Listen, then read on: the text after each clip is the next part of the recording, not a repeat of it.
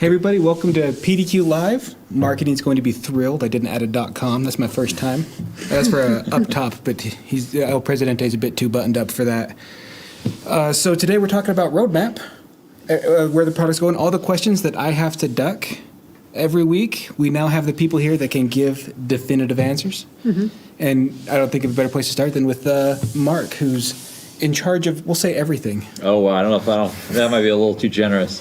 So what we're going to do today is we're going to talk about PDQ Connect. So I know there's been lots of questions. We've given you a couple updates as we've kind of gone through this, but we want to kind of give you the latest and greatest of PDQ Connect. So we have Jaron here today. Jaron's going to talk about pricing for the product. We know there's been a lot of questions about that. We want to be as transparent as we can. And then Owen, who's the product manager over Connect, is going to give us a demo. We're going to walk through pretty much everything, I think is the plan, just to kind of show you what's here in the product today. We can talk a little bit about what's coming and then just general availability for the product, like when can you actually start using it. So we're going to start with pricing. That's the first thing we're going to tackle. We wanted to get that right out of the gate. So Jared's going to kind of walk us through what we're looking at on the pricing side. Awesome. Thanks, Mark. And as Jordan says, we know this question's come up quite a bit, so it is why we're kind of launching with it.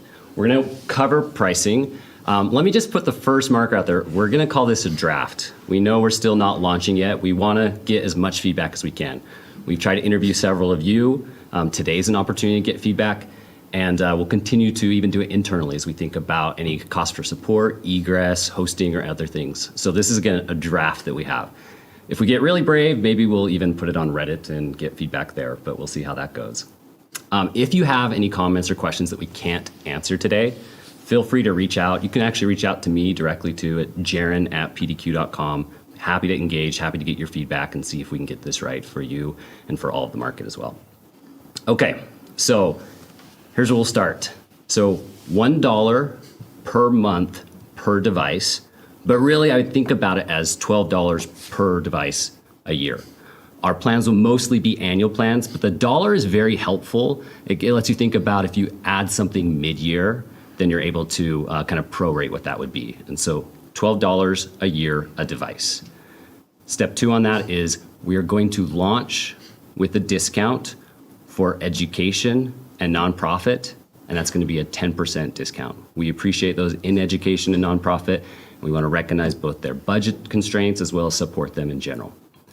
We're also launching with a 10% active D&I subscriber discount. So for most of you watching, you're probably a D&I Deploy and Inventory subscriber, so we're going to launch with a discount for you as well.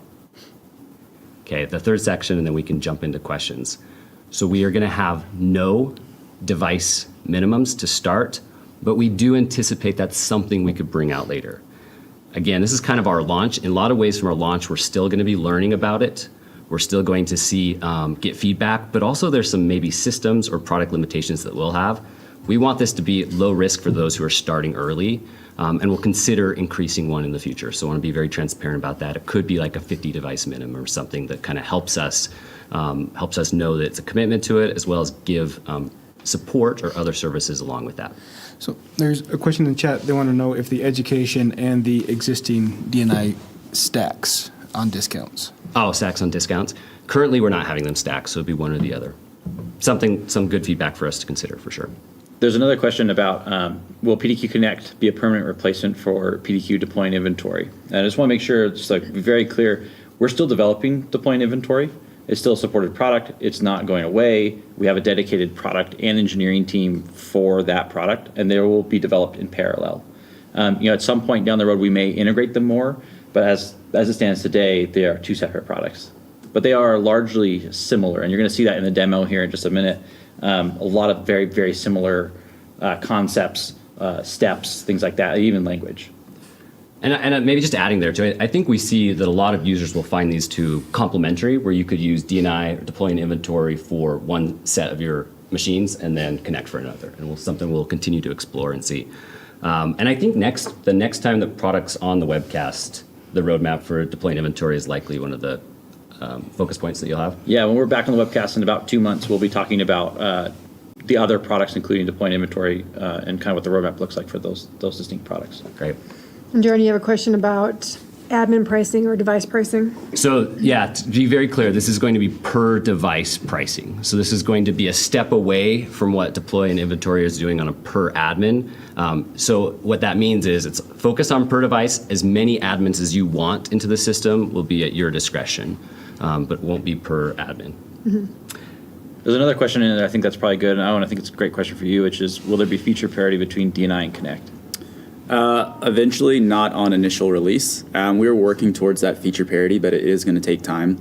D&I have been built over the course of a decade, and we've been working on for Connect Less than a decade. much less than a decade. So it's going to take time, but that is the end goal, is that feature parity. How about Linux? Right now, we're focused on getting Windows right. So I can't rule out Linux in the future, but right now we're solely focused on Windows. Look at all these questions. I'm like, That's they're great. Yeah, interested. y'all What the crap, are man? jumping ahead. You're taking my questions. Let's focus. Look at all the questions. Let me point out two more pricing things. We get these questions a lot, so want to kind of focus on that. One is day one will also have a tiered pricing available. So think about it. If you have more than 500 or more than 1,000 devices, you're going to want to have a conversation about how can we make sure that that tiered pricing fits your needs and make sure to fit the size that you're ordering as well. So we are going to have that. We don't have a lot of details on that yet. So stay tuned. But it's best to probably engage with either our sales team or our support team as we get closer to that. Now, Jeremy, we've had the question a couple times, hey, like I'm kind of getting close to renewal. Should I renew on Deploy and Inventory, or should I wait for Connect? What would be your advice in that scenario? Yeah, well, first off, renew. There's, as Owen already pointed out, this is going to be a product launch, right? This is our first time bringing it to market. We have great feedback internally. Thank you to our beta users. We have great feedback from that, but it's not at feature parity, right? And so there's a lot of ways where you're going to see, is Connect the right product for you? And also, is it going to be something that's complementary, or you see something that you will eventually migrate over? And one of the benefits that we're going to launch with as well that we see is just a staple today in products, but we're going to have a free trial. So it's something that allows you to get into it. If that free trial think of that free trial as an opportunity for you to know, hey, how is this compared to D&I? How does it meet my needs? And then how can I use that in a complementary way? That makes sense. Okay. I think those are the kind of overall parameters that we're going to have. Now I think it's a great time to open up for questions. No, we're not looking at the questions. Kelly Shane Kelly's- does. I know, We're we're not looking at the questions. I wasn't following them as closely. So. So I think some of the questions will probably be answered in the demo. So I think at this point, let's switch over to Owen and let's walk through it. All right. Awesome. So what you're seeing right now is Connect. So if you were to log in for the first time, it'd be slightly less empty than this, but we've kind of already added devices, and you can see our list of groups here.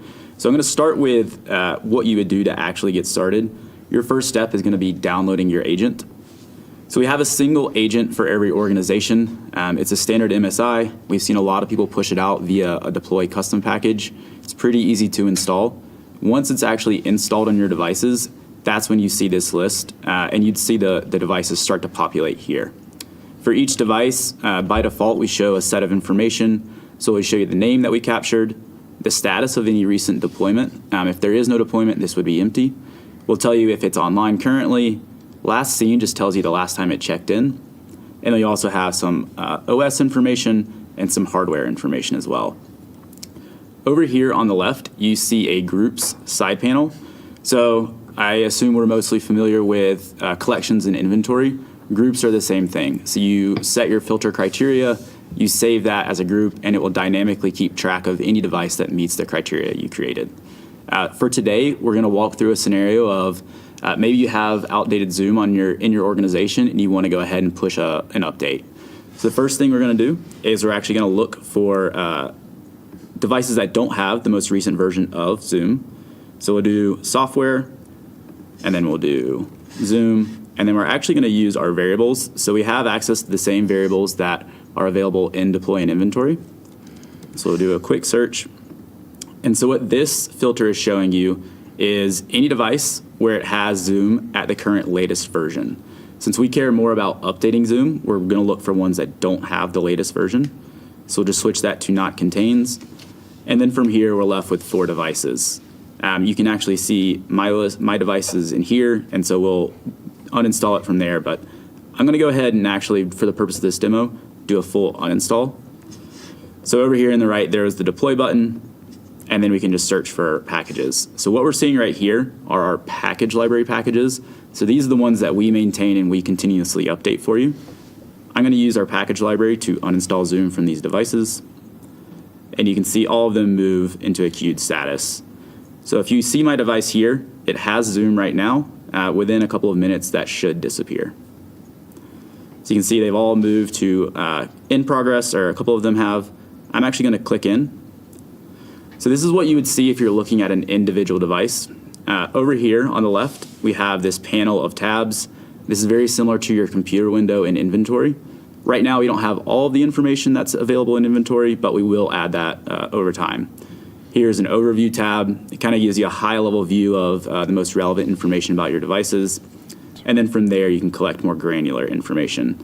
Example, Active Directory information, processor information. You want to look at a history of deployments. We can actually see that uninstall Zoom is already completed. We have the indicator here, and we just started this less than a minute ago. And if I look at my device, that Zoom is now missing. And then while we're here, I'll just show you the other tabs. So we have software. This shows you a list of all the software in your org or in the device. Some disk drive information, drivers, and then also Windows information as well. So to get Zoom back on these devices, what I'm going to do is I'm actually going to create a custom package for Zoom, so we can walk through what that looks like. I think the thing to note on this is, again, Zoom is in the package library, but for the purposes of the demo. Yep, absolutely. So right now we support 2 steps, install and PowerShell steps. We do have plans to add more step types in the future, but right now these are the step types that are available. So we'll just do an install step. We'll name it install Zoom, and then I'm going to attach my installer. We'll give it a second for that to upload. While that happens, you can see we have an additional file field if you need to attach any other files as a part of this step. We actually pre-filled our parameters. This is an MSI, they're standard params, so we just pre-filled that for you. You can change any success codes, and then also we'll support additional run as modes in the future, and then also you can set different error modes. I'm going to go ahead and save this one. And then we're going to go back to here. And so what we're going to look for, this actually will work. I'm going to remove the variable. I'm going to save this as a group. So this is now my no Zoom group. And it's just going to show us any, let's do no Zoom 2, any device that doesn't have Zoom on it.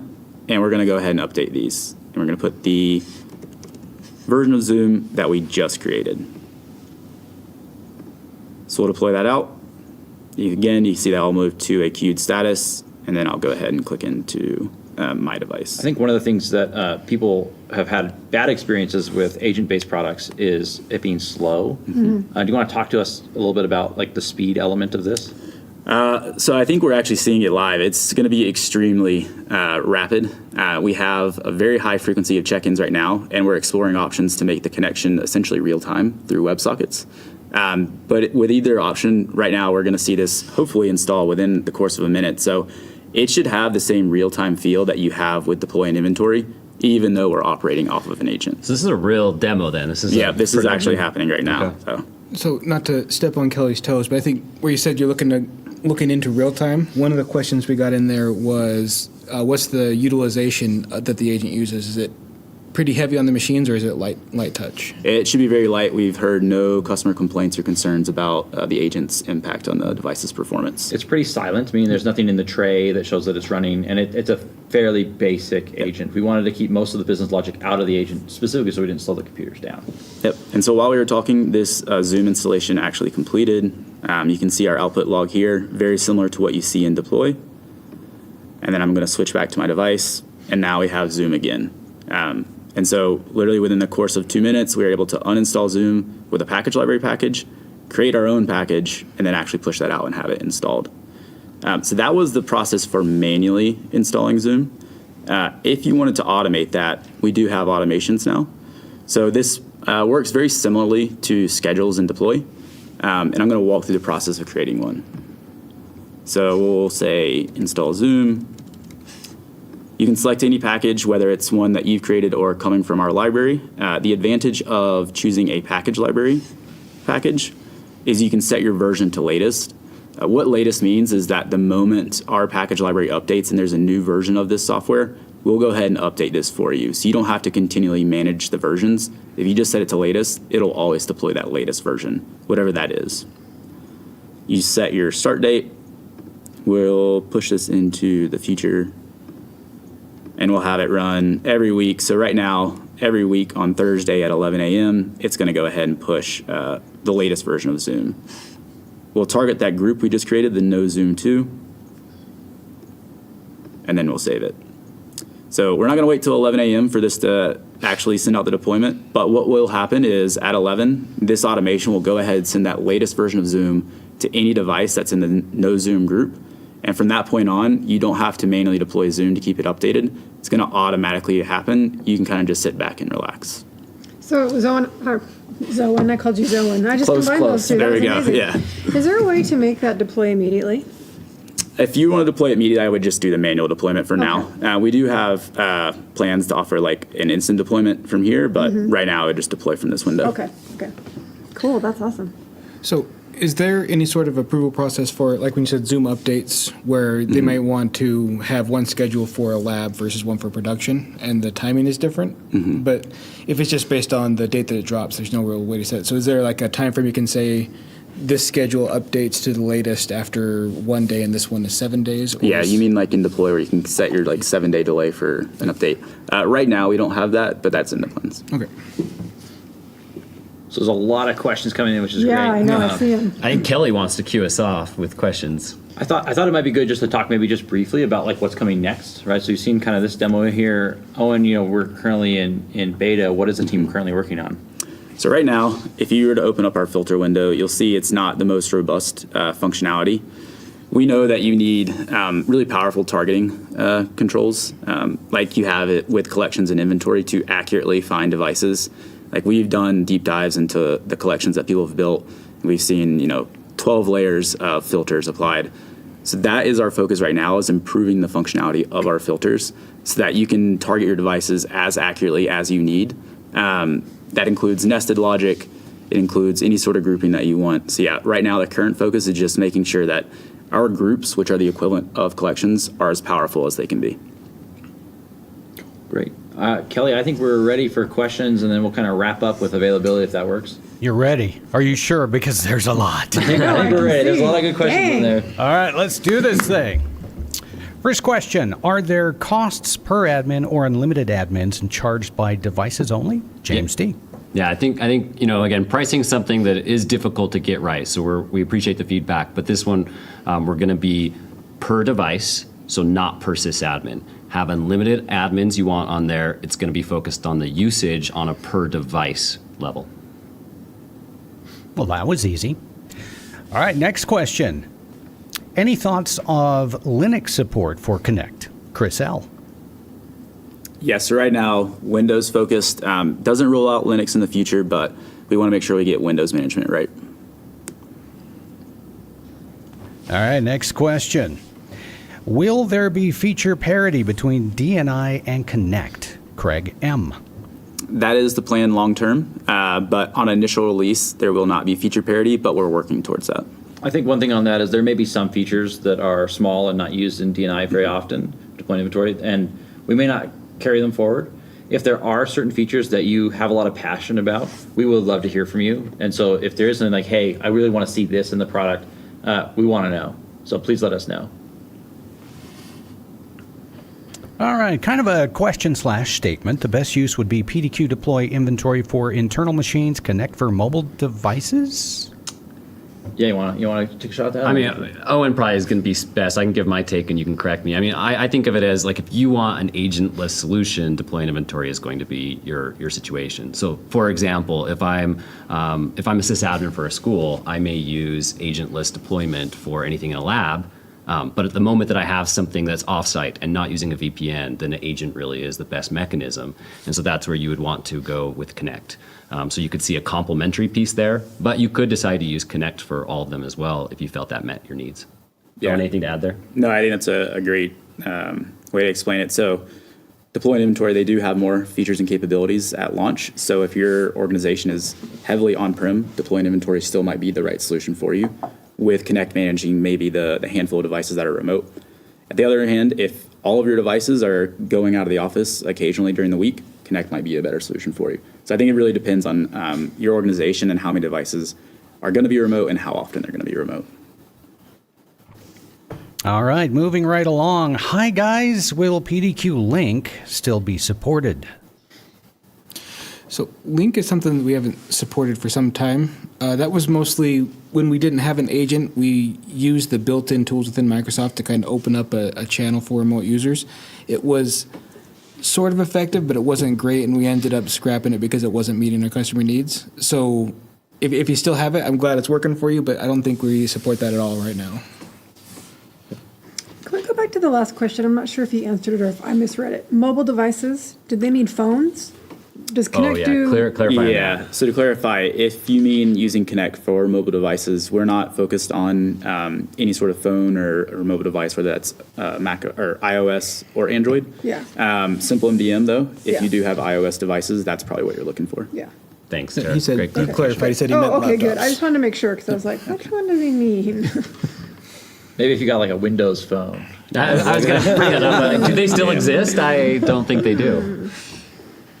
All right, next question. They come back in favor every 5 years. Yeah, something like that. Role-based access control for Connect, Helpdesk versus admin, etc. Kevin M. Yeah, so that's a feature that's not going to be available on initial launch, but we have built Connect in a way that we can integrate it. So it's been incorporated into the architecture, so it's something that we'll be able to support in the future. So Claritas is okay to say it's on the roadmap, just not at launch? Correct, yeah. Okay. Yeah, one of the things that we've released recently, we've kind of silently released this and it's not fully used yet, is the ability to manage users within the sales portal. So if you go to sales.pdq.com, there's now a tab in there called members. Eventually that will be turned into how you will manage roles and permissions within the application. I think Randall would probably want us to mention that roles are planned for Deploy and Inventory as well. Yeah, so that's one of the reasons why we added in that construct into the sales portal, is because now you can manage your users, and that will allow you to manage users across all of the PDQ products. We're not quite there yet, but like that's kind of where we're heading. You could check out user management today if you wanted by logging in again into the portal. Okay, next question. Any option for a domain or site license? Yeah, right now, nothing that we have planned for. Again, the primary mechanism is going to be per device. And again, it's a cloud-based product, so I think that's going to be kind of the most sense as you start getting into the product as well. All right. Will PDQ Connect integrate with PDQ Inventory or Deploy? Yeah, I'll take that question. In the first version, no. We are looking at integration opportunities and also for customers who choose to migrate, to be able to migrate their data, such as like their collections or their packages. But as it stands right now, when the product initially releases, the answer is no. And Mike B would like to know, can we have nested groups? Right now, you can't. It's something we're aware of. I don't know. Oh, yeah, I can't firmly commit to yes, but we are considering, like, at the very minimum, you'll be able to organize your groups using like a folder type structure, and then we'll evaluate whether we want to add nested groups as well. Kelly, you weren't kidding. There's a lot of questions. Oh, yeah, they keep coming. Yeah. They keep coming. Alexander N. would like to ask, can reports be saved? So right now, we don't have an explicit reporting feature, but that is on our roadmap. So it is something that you're going to be able to do in Connect. Not again on the initial launch, but it's on the roadmap. You can save your filters though. So we Yes. saw that in here just a second ago. When you create your filters for the group, you can save it, but it's not like a historical report that's produced in a PDF or anything like that yet. And our next question, can we import our current collections versus starting all over? Sincerely, Matt V. Yeah, so kind of going back to my earlier comment, we want to make it so if you want to get things over into Connect to make it really easy, but right now you would have to recreate them. And that's something that we're looking at pretty seriously.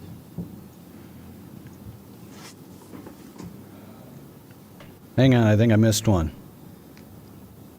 Can reports be saved? Nope, we got that We one. got that Got one? Okay. Can we import our current collections? got Got that that one. one. And Connect, cloud only, or is it on premises available? It's going to be cloud only. That was easy. Next question. Will there be a Microsoft Endpoint Software Center like feature for client and users to be able to self-service app program installs and updates? That's a little further on the roadmap, but that is on the roadmap. I assume this means like a user has something that they can access on their device. Say, I want Chrome, portal, Zoom. Yeah. That's a future functionality, a little bit further on the roadmap, but it is planned. All right. Craig M. would like to know, will there be the ability to import package configs from Deploy? I think that's similar to that other question around collections. Yes, not right now. Yes, right now where there's 2 step types, it would have to be, even if you could, pretty limited package types that you could transfer over because it's only got the install on PowerShell. They really want their old stuff, I think is what they're saying. We love the passion and dedication to deploy and Bring it over. inventory Bring and it the over. eagerness to try Connect. That's right. We want it all. All right. How often do computers check back into the server? I don't currently see an option to change the time. Hartford. Right now, it's every 15 seconds. It's very fast. We are, again, exploring WebSockets, which could make it more of a real-time connection. But right now, it's every 15 Because seconds. 15 seconds just isn't fast enough. We can make it faster. That's what we want to do. You don't want to end up PDQ is the in name. We want it to be real time. Like we don't want to sacrifice just because we're going over the internet now. Like the ability to press a button and have it do a thing. We don't want anyone to have to sit around and wait and hope that in a couple hours like it's going to be deployed. But we don't want that at all.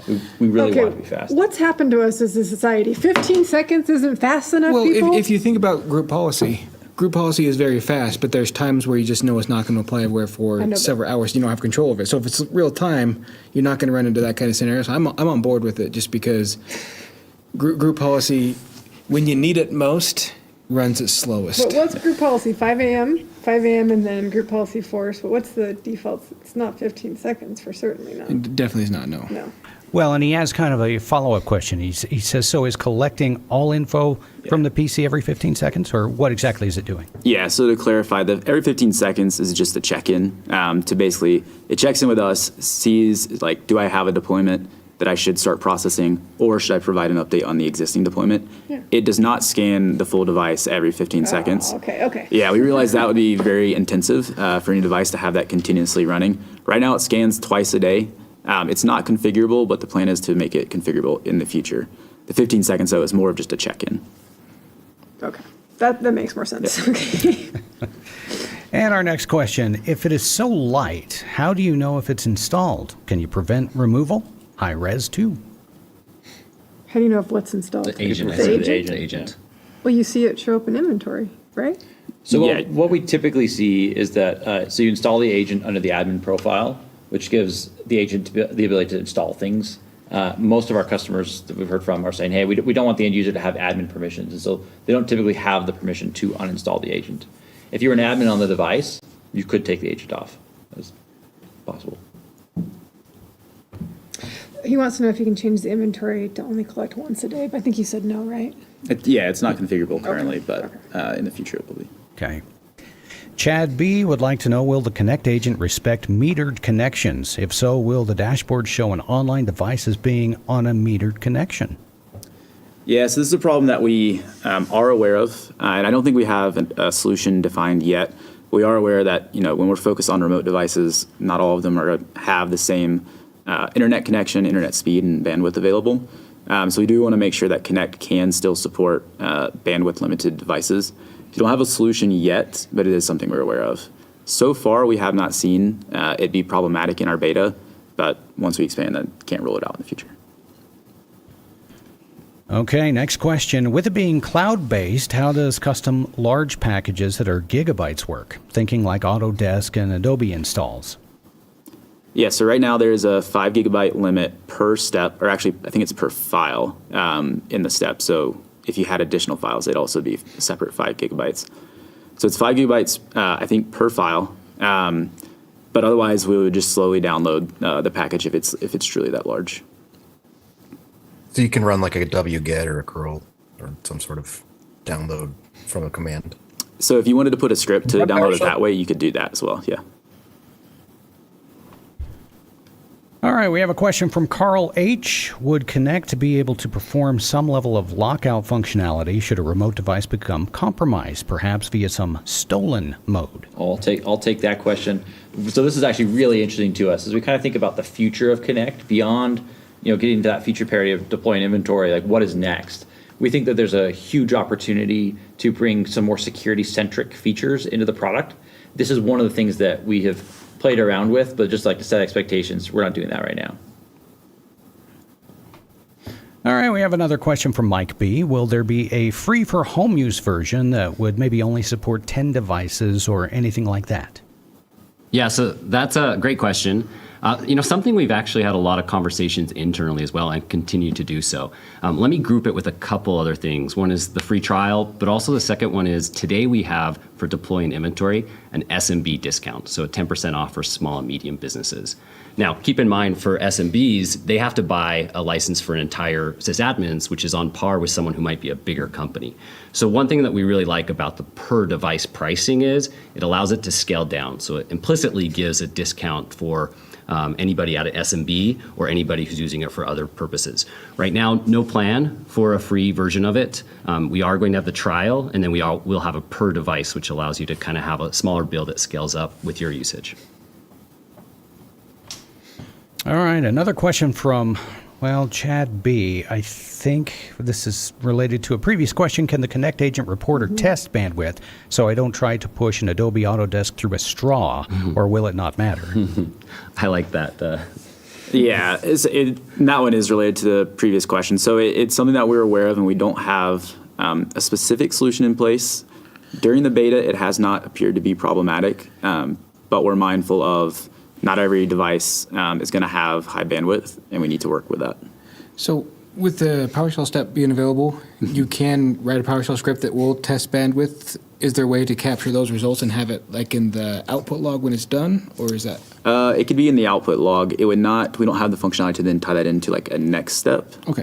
But yeah, so you could write a script to just test it and get it as a pure output, but it wouldn't trigger another step from there. Sounds like rich feedback, though. Yeah. Yeah, for sure.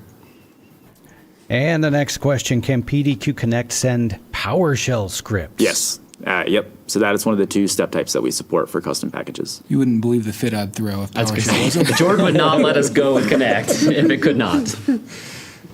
Jordan, I've seen you logged into Connect a fair bit. A little bit. I've been testing it out. What's been your experience? So I liked a lot of it. I did feel the collections that we have are not there, but that was kind of mentioned going into it.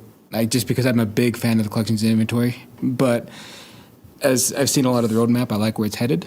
And for what's in there now as is rock solid. It runs great. And we have a question from Matt V. Will there be a future plan for SSO integration for admins to sign in, or is it available at release? So we do have an SSO option, a few options actually. So yeah, I think that, I don't know exactly what they're looking for, but I think the answer is we already have that and it's available. I was going to say, that's how I sign in. Yeah. Through social, right? Yeah, so there's an option to sign in with your Google account or if you're a Microsoft customer, your Microsoft account. We also do support username and password if you choose to do that. And then we also have two-factor authentication for logging into Connect as well. So it's we put as many obstacles as we can to log into the product. So. And our next question from Craig M. Will there be a storage charge for custom packages? Currently not planned. I like that one. All right. Short and sweet. We are already using and liking PDQ Deploy and Inventory. Is SmartDeploy the best solution for handling drivers and firmware for our client computers? Jan V. SmartDeploy is fantastic for drivers. I know we have a lot of customers that do use Deploy and Inventory to update firmware and drivers. It's kind of a more involved process. I would say whichever product works for you is the right one. I know both can do it. I think SmartDeploy is probably a little bit more built out to do those kind of updates. Yeah, SmartDeploy has a whole library. Similar to the package library for applications that are for Deploy and Inventory, you've got Driver library. the driver library on the SmartDeploy side. So if you want the drivers just out of the box, you don't have to think about it. Yeah. SmartDeploy is a great product for that. Yeah.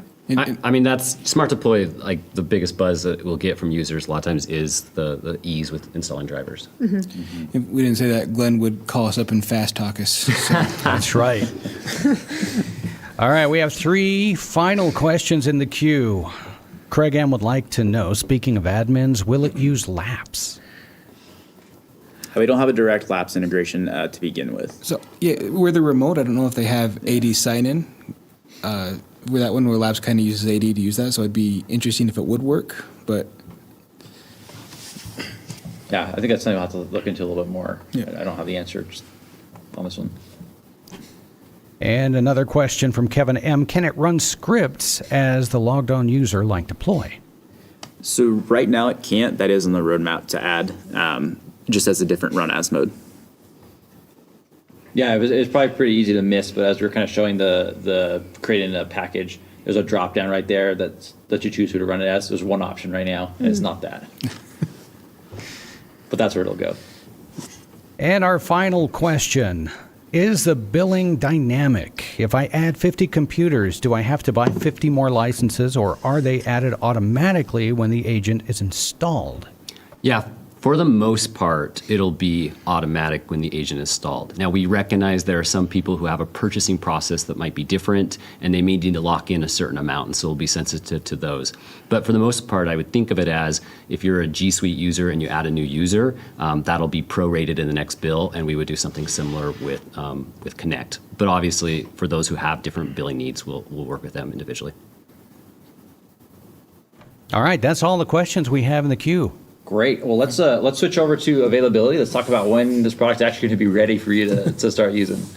So, as you know, we've been in a limited beta for the last handful of months. So we have a handful of customers using the product today. Again, it's pretty much what Owen showed you. Everything Owen showed you is what's available in that beta.